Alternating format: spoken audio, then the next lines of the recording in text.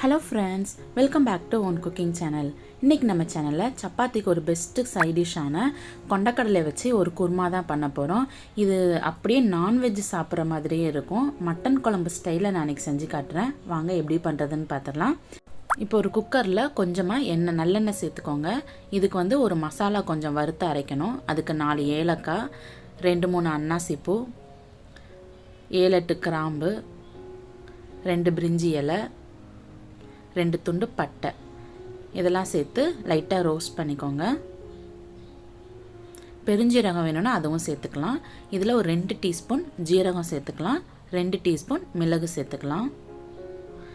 சேர்த்துட்டு இதையும் இந்த எண்ணெயிலே நல்லா ஃப்ரை பண்ணிக்கலாம். நல்லா ஃப்ரை ஆகிட்டு இப்போ ஒரு 7-8 பல் பூண்டு சேர்த்துக்கோங்க. ஒரு 7-8 துண்டு இஞ்சி சேர்த்துக்கலாம். சேர்த்துட்டு ஒரு 20-25 சின்ன வெங்காயமும் முழுசாக சேர்த்துக்கலாம். சேர்த்துட்டு இதையும் நல்லா ஃப்ரை பண்ணிக்கோங்க. பாருங்கள், இந்தளவுக்கு நல்லா கலர் மாதிரி வந்திருக்கு.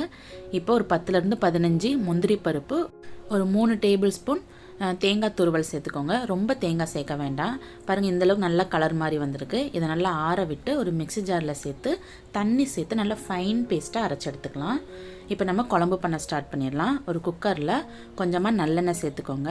ஒரு 1/4 டீஸ்பூனுக்கு கம்மியாக சோம்பு சேர்த்துக்கோங்க. 4-5 கிராம்பு சேர்த்துக்கலாம். கொஞ்சமாக கருவேப்பிலை சேர்த்து நல்லா பொரிச்சுக்கலாம்.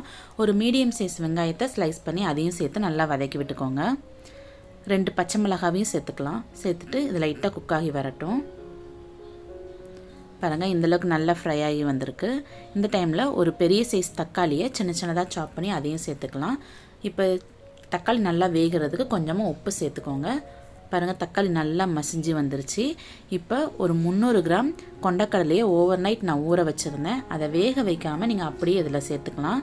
சேர்த்துட்டு லைட்டாக மிக்ஸ் பண்ணி விட்டுக்கோங்க. இப்போ மசால் பொடி சேர்த்துக்கலாம். உங்கள் காரத்துக்கு தேவையான அளவு காரம் சேர்த்துக்கலாம். நான் 1.5 டேபிள் ஸ்பூன் மிளகாய் தூள் சேர்த்துக்கலாம். 2 டேபிள் ஸ்பூன் தனியாத்தூள் சேர்த்துக்கலாம். சேர்த்துட்டு இந்த பவுடரோட பச்சை ஸ்மெல் போகிற வரைக்கும் நல்லா மிக்ஸ் பண்ணி விட்டுக்கோங்க.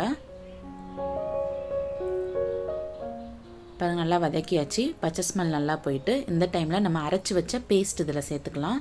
சேர்த்துட்டு லைட்டாக மிக்ஸ் பண்ணி விட்டுட்டு இப்போ நம்ம தண்ணி சேர்க்கணும். பாருங்கள், நல்லா வதக்கி விட்டாச்சு.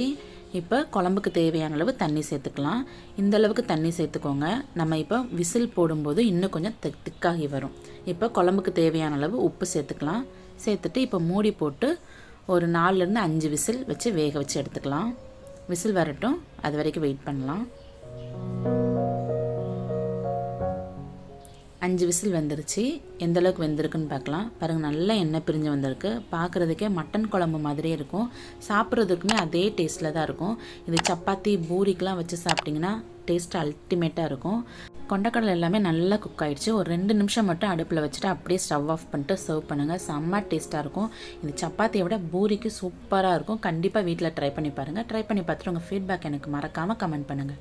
சேனல் உங்களுக்கு ரொம்ப பிடிச்சதா சேனலை சப்ஸ்கிரைப் பண்ணிக்கோங்க. அப்படியே பக்கத்தில் இருக்கிற பெல் பட்டனை கிளிக் பண்ணிக்கோங்க. ஓகே ஃப்ரெண்ட்ஸ், நெக்ஸ்ட் ஒரு இன்ட்ரெஸ்டிங்கான ரெசிபியோட நான் உங்களை மீட் பண்ணுறேன். அது வரைக்கும் பாய்.